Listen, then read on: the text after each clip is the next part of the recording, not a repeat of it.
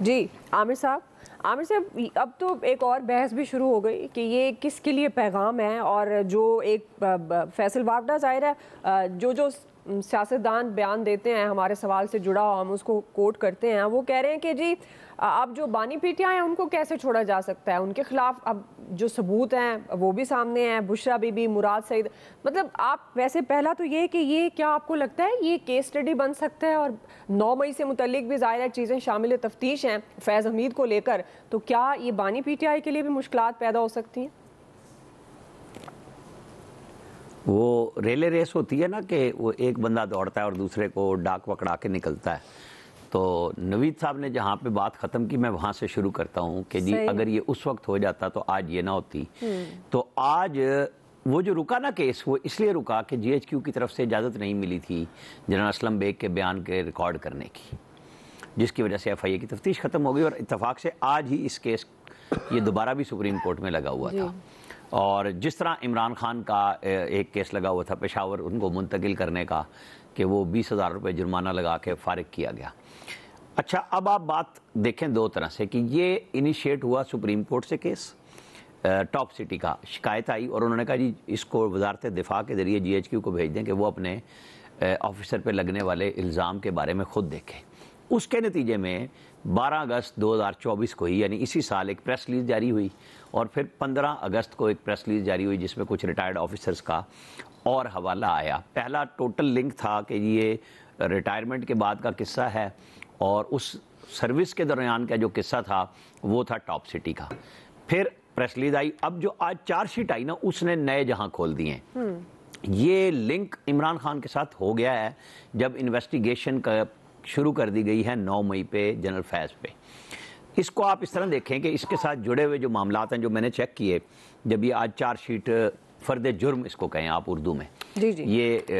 جو ہوئی تو آپ اس میں بالکل نہ بھولیں کہ 25 مئی 2022 کو جب عمران خان پشاور ثوابی سے نکلے تھے اور اسلام آباد آئے تھے سپریم کورٹ کی سہولت کے ساتھ، جس میں انہیں کہا گیا تھا انہیں آنے دیں لیکن یہ ڈی چوک نہیں آئیں گے، اور جب وہ آگے لوگ اور انہوں نے جلائے بلو ایریے کے درخت وغیرہ، تو ہمارے جج صاحبان وکیل بنے ہوئے تھے اور وہ کہہ رہے تھے کہ نہیں یہ تو جو ہے نا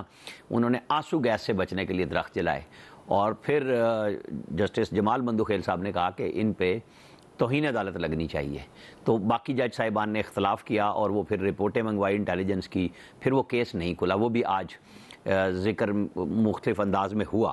اچھا پھر یہ 26 نومبر 2022 کو عمران خان صاحب جب وہ زخمی حالت میں تھے، پلستر چڑھا ہوا تھا، وہ جنرل عاصم منیر کی اپائنٹمنٹ رکوانے کے لیے پنڈی آ کے بیٹھ گئے تھے. ان کا خیال تھا جیسے ابھی ان کا سول نافرمانی پہ بھی خیال ہے کہ لاکھوں کا مجمع ہوگا اور میں یہ پوسٹنگ اپنی مرضی سے کرا لوں گا. تو وہاں چند ہزار لوگ تھے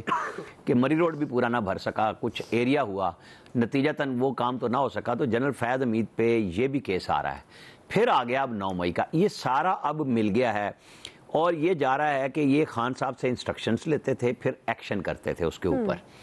تو اب یہ سارا قصہ چلے گا اور چل رہا ہے. میرے پاس تو یہی اطلاع تھی اور میں نے بولا بھی تھا کہ دسمبر کے اینڈ میں فیصلہ آئے گا، لیکن چونکہ ظاہر ہے پریس ریلیز جاری پہلے کر دی گئی اور وہ فیصل واوڈا بھی 3 دن سے پہلے کہہ رہے تھے کہ یہ جو اب سول نافرمانی ہے یہ جنرل فیض سے لنک ہے، تو وہ تو ٹھیک ثابت ہو گئی. ظاہر ہے ان کے اچھے کنیکشنز ہیں. ہم تو اس بات پہ کھڑے تھے کہ دسمبر کے اینڈ پہ فیصلہ آئے گا. میں نے آج بھی اس کے بعد چیک کیا کہ چارج شیٹ کے بعد کتنا ٹائم لگے گا، تو مجھے جواب یہی آیا کہ نہیں ابھی ہم آپ کو یہ نہیں بتا سکتے کہ اس میں فلاں دن فیصلہ آ جائے گا. اب ان کے وکیل کے لیے بھی ایک سوشل میڈیا پہ نام آیا ہے، میں ابھی اس کو نہیں لے رہا، اسی لیے وہ پی ٹی آئی کے جو پکڑے جاتے ہیں لوگ ان کو چھڑانے کے لیے بڑے متحرک وکیل ہیں، اس حوالے سے ان کا آ رہا ہے. اگر یہ نام ٹھیک ہے تو پھر آپ یہ سمجھ لیں کہ یہ ساری چیزیں ایک دوسرے سے منسلک ہیں اور یہ عمران خان کی طرف تو کیس جا رہا ہے. کیونکہ 9 مئی پہ مراد سعید کی آڈیو کو آپ نہ بھولیے گا جو اسی دن آئی تھی کہ ساتھیوں جو جگہ بتائی گئی ہیں وہاں پہنچ جائیں، یہ ریکارڈ پہ موجود ہے. اور جب وہ کہہ رہے ہیں کہ جی یہ آواز ان کی موجود ہے اور وہ بتا رہے ہیں، اور پھر پورے پاکستان کے اندر جو ہماری ملٹری انسٹالیشنز ہیں، ہمارے شہداء کی یادگاریں ہیں، I S I, G H Q, corps commander house, ساری جگہوں پہ وہ ایک وقت میں حملے ہوتے ہیں. تو یہ اتنا آسان کام نہیں تھا. تو اس میں جنرل فیض کی جب آ رہی ہے کہ ان کو انڈر انویسٹیگیشن لے آئے ہیں. بہرحال اس کا اچھا پہلو یہ ہے کہ آپ ابتدا کر رہے ہیں، انتہا اس کی چلتی رہے گی، لیکن ایک قصے کو ختم ہونا چاہیے. سزا یا جرم ہے، جو کچھ بھی ہے وہ ہوگا تو آئندہ کے لیے نظیر تو بن گئی ہے۔ صحیح جی فیصل صاحب۔ دیکھیں بات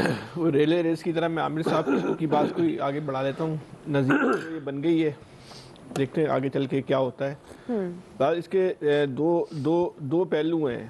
ایک تو ٹاپ سٹی اور ایک 9 مئی۔ ٹاپ سٹی ایک بڑا ہی بے رحمانہ کام انہوں نے کیا، ایک کرپشن کا کیس ہے۔ اس طرح کے پتہ نہیں کتنے اور بھی واقعات ہوئے ہوں گے۔ جب لوگ طاقت میں ہوتے ہیں تو اس کا بڑا بے رحمانہ اپنی طاقت کا جو ہے وہ استعمال کرتے ہیں،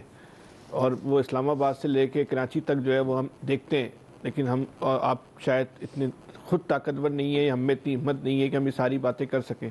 تو جو فیض صاحب اپنے دور میں جس طرح کی صفاقی کر رہے تھے، جس طرح کی میڈیا ہینڈلنگ کر رہے تھے، وہ ہم سب لوگ دیکھ رہے تھے، وہ کر رہے تھے عمران خان کی حکومت کو تقویت دینے کے لیے یا طاقتور بنانے کے لیے، اور قائم کرنے سے لے کے اس کو برقرار رکھنے تک کے لیے جو کچھ ہوا ہے اس ملک کے اندر، وہ سب لوگ گنوائے۔ لیکن اس وقت لوگوں نے یہ گفتگو نہیں کی، کیونکہ ان میں لوگوں میں، عام آدمی میں اتنی ہمت نہیں ہوتی، اتنی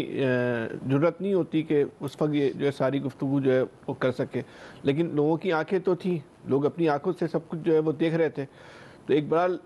جو لوگ طاقت میں ہوتے ہیں تو بھول جاتے ہیں کہ کبھی کبھی جو ہے وہ آدمی جو ہے مکافات عمل کا بھی جو ہے وہ شکار ہو جاتا ہے۔ تو ایک صرف ہم ایک ٹاپ سٹی کو ہی اٹھا لیں تو اس میں انہوں نے جنرل فیض صاحب نے جس طریقے سے اس میں اپنی طاقت کا بے رحمانہ اور صفاقانہ استعمال کیا، ہم یہ کہہ سکتے ہیں کہ مکافات عمل کا ہی وہ جو ہے وہ آج جو ہے وہ شکار ہوئے ہیں۔ اور بھی پتہ نہیں کتنے اس طرح کے واقعات ہوئے ہوں گے۔ ٹاپ سٹی کا جو مالک تھا ایک بااثر آدمی تھا،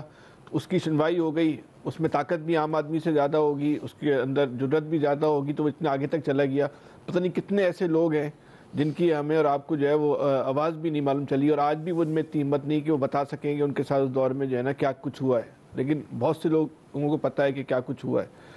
جہاں تک یہ 9 مئی کا معاملہ ہے، فیض صاحب کے اور عمران خان صاحب کے جو تعلقات ہیں وہ کسی سے جو ہے وہ ڈھکے چھپے نہیں ہیں۔ اس بات کا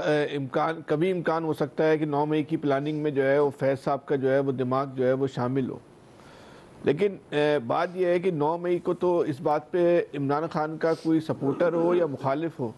کسی کو تو اس بات پہ کوئی وہ اختلاف نہیں ہے نا کہ 9 مئی ایک افسوسناک ثانیہ تھا، ایک ریاست پہ جو ہے وہ حملہ ہوا تھا۔ لیکن 9 مئی پہ کارروائی کرنے کے لیے اس بات کی ضرورت تھوڑی ہے کہ فیض صاحب کا کیا بیان ہے، فیض صاحب اس میں عمران خان کے سپورٹر تھے یا نہیں تھے۔ 1 سال سے زیادہ ہو چکا ہے، آخر اب تک جو ہے وہ 9 مئی پہ کارروائی کیوں نہیں ہوئی؟ یہ امپورٹنٹ بات نہیں ہے کہ فیض صاحب نے کس حد تک پلاننگ کی، کس حد تک سپورٹ کیا، عمران خان سے ان کے کیا کنیکشن تھے۔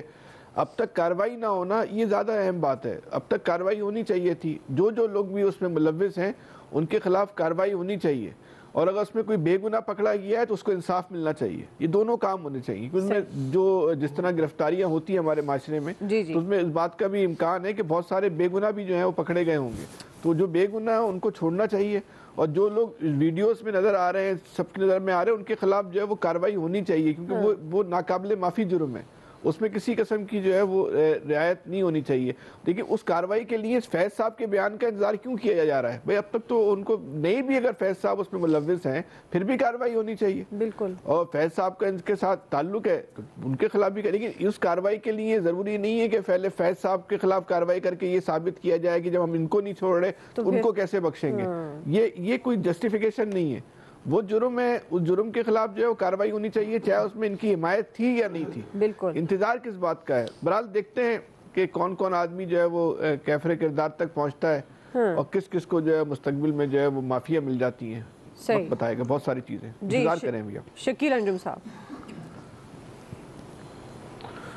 دیکھیے دعا، جو پریس ریلیز جاری ہوئی ہے اور آپ کا سوال ہے، اس کے کافی سارے پہلو ہیں جس پر ہمارے جو پارٹیسپینٹ ہیں انہوں نے بات بھی کی، اور اس پہ مزید بات کرتے ہیں کہ جو 2018 میں عمران خان صاحب کی حکومت لائی گئی وہ ایک ہائیبرڈ ماڈل تھا، اور اس کے تحت جو ہے وہ اس حکومت کو چلایا گیا، اور منصوبہ تھا کہ یہ جو ماڈل ہے 10 سال تک چلے گا، اور اس کے بعد اس کی ایکسٹینشن ہوگی، پھر دیکھا جائے گا کہ اس کو مزید آگے کس طریقے سے چلانا ہے۔ تو اس ہائیبرڈ ماڈل میں آپ نے دیکھا کہ اس میں نہ تو کوئی قانون تھا، نہ آئین تھا، اور جو اپوزیشن کے لوگ تھے، خاص طور پر مسلم لیگ نون کو ٹارگٹ